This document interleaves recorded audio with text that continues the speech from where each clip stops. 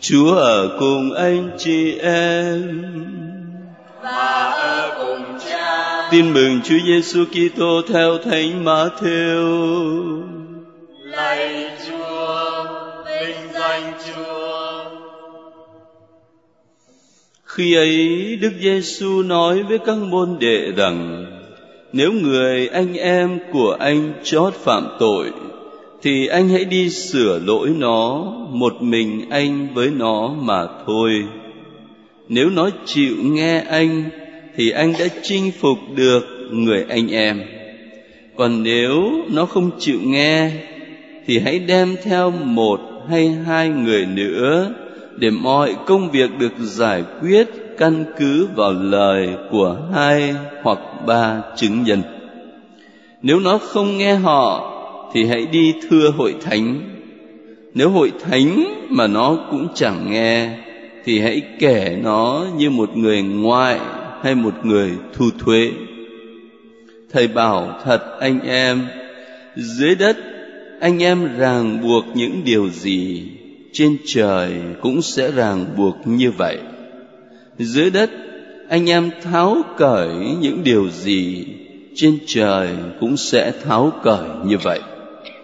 Thầy còn bảo thật anh em, nếu ở dưới đất hai người trong anh em hợp lời cầu xin bất cứ điều gì, thì Cha Thầy đấng ngự trên trời sẽ ban cho. Và ở đâu có hai ba người họp lại nhân danh Thầy, thì có Thầy ở đấy giữa họ. Đó là lời Chúa. Lạy Chúa Kitô, ngợi khen Chúa.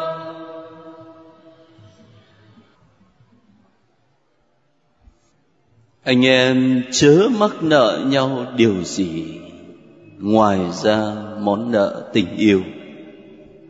Thánh Phaolô nói rất hay. Chúng ta sống ở trong thời kinh tế thị trường, ngày nào đọc báo cũng nghe đến chuyện nợ nần.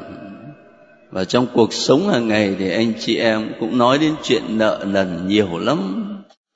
Nhưng mà thường là nợ tiền, nợ bạc thôi. Có ai nói đến nợ tình yêu?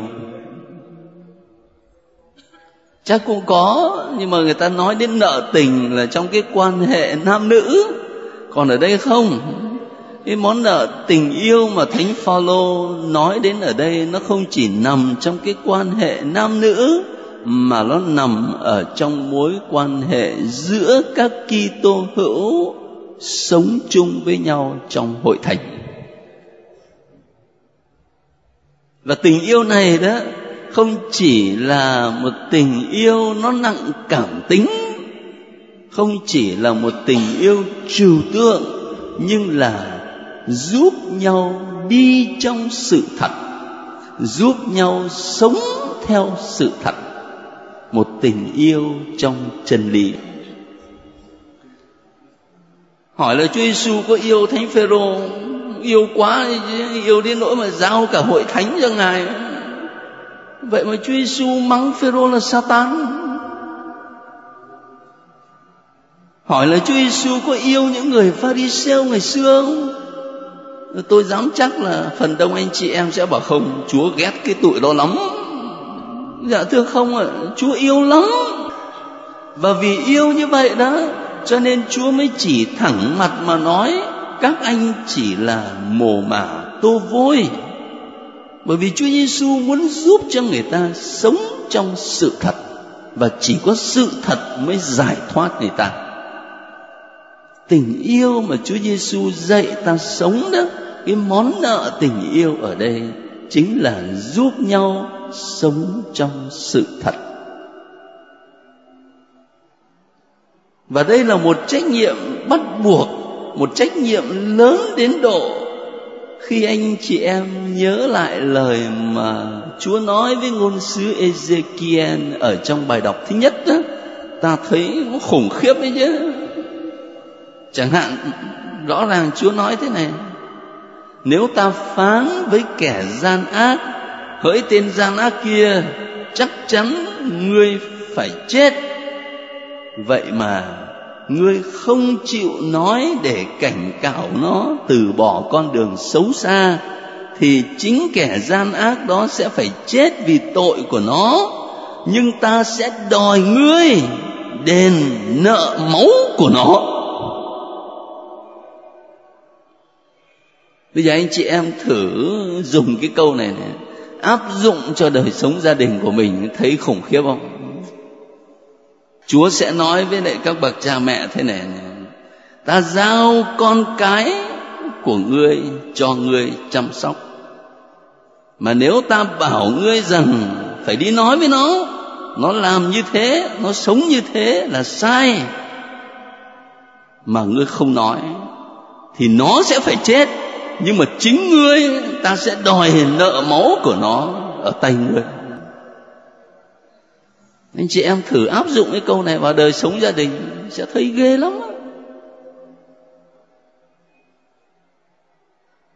Cho nên món nợ tình yêu mà Chúa Giêsu nói đến ở đây là làm sao giúp nhau sống trong sự thật. Và khi ta ứng dụng vào cuộc sống đức tin, ta sẽ thấy ở đây một bài học rất là cụ thể. Rất nhiều bậc cha mẹ nói là thương con mà hóa ra là giết con. Bởi vì cứ quan niệm thương con đó là nó muốn cái gì thì cho nó cái đấy. Nó đòi hỏi cái gì là thỏa mãn nó cái đó, đấy là thương.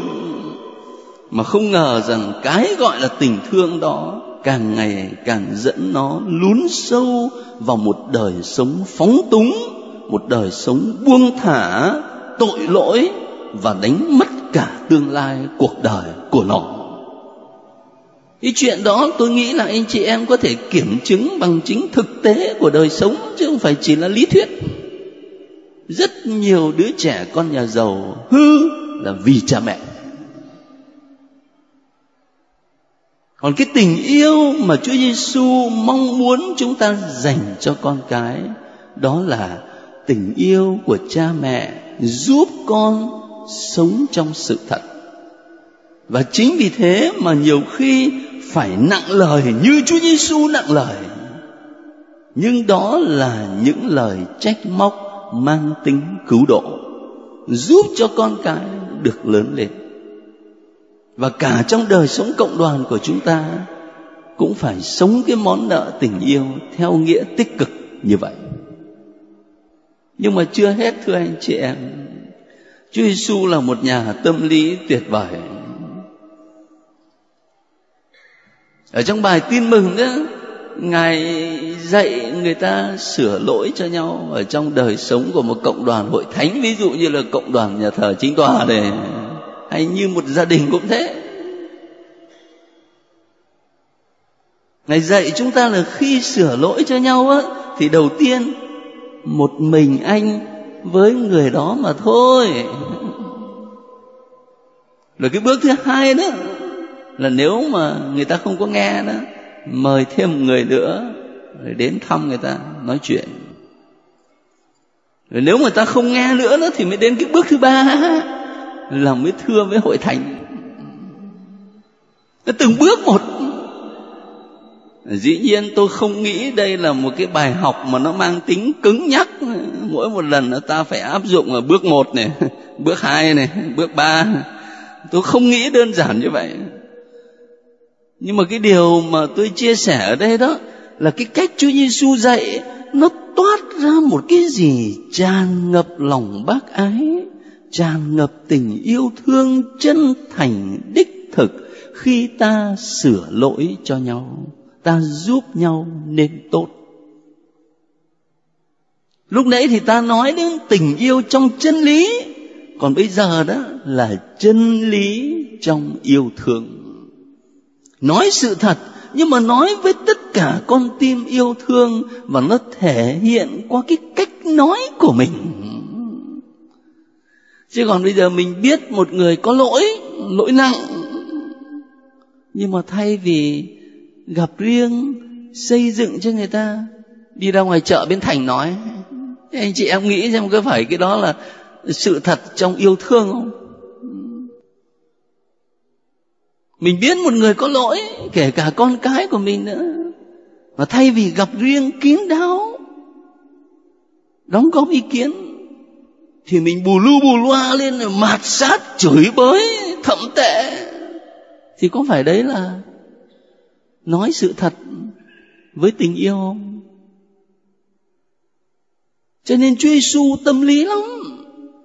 Không những là Ngài dạy ta là phải sống cái tình yêu bằng cách giúp nhau đi trong sự thật, mà Ngài còn nhấn mạnh là khi giúp nhau đi trong sự thật như vậy thì phải giúp với tất cả cái cung cách chân thành, khiêm tốn của một tình yêu đích thực. Đúng như người ta vẫn nói, cái cách cho nó quý hơn của cho. Cũng là 10.000 đồng mà một người qua đường cho người ăn xin trên hè phố, nhưng mà một người mà móc ví ra rồi vứt 10.000 đồng vào trong cái giỏ tiền của người ta thì nhổ nước bọt đến quẹt một cái, thì khác hẳn một người ta chỉ cho có 1.000 thôi, nhưng mà người ta cúi xuống, người ta kín đáo, người ta đặt cái số tiền vào tay của người ăn xin. Khác hẳn. Ý của cho nó không có quan trọng bằng cách cho. Đấy cũng là điều mà Chúa Giêsu dạy chúng ta ở đây. Thưa anh chị em, như thế thì tôi có thể tóm tắt những trang kinh thánh này bằng một câu châm ngôn mà có lẽ tôi cũng đã từng nói với anh chị em. Cái câu châm ngôn bản thân tôi rất thích ở trong tiếng Latin, viết rằng Caritas in veritate et veritas in caritate. Có nghĩa là yêu thương trong chân lý và chân lý trong yêu thương. Ước gì chúng ta cũng lấy cái câu châm ngôn đó làm lời hướng dẫn, lời tóm cái bài học kinh thánh ngày hôm nay, và đồng thời là lời hướng dẫn cho cung cách ứng xử của ta từ trong đời sống gia đình đến đời sống trong cộng đoàn hội thánh. Và hy vọng như vậy là ta cùng giúp nhau sống theo sự thật của tin mừng như Chúa Giêsu mời gọi. Và giờ đây chúng ta cùng tuyên xưng đức tin. Thánh Lễ TV trân trọng cảm ơn quý vị đã quan tâm theo dõi và đăng ký kênh. Kính chúc quý vị được mạnh khỏe, bình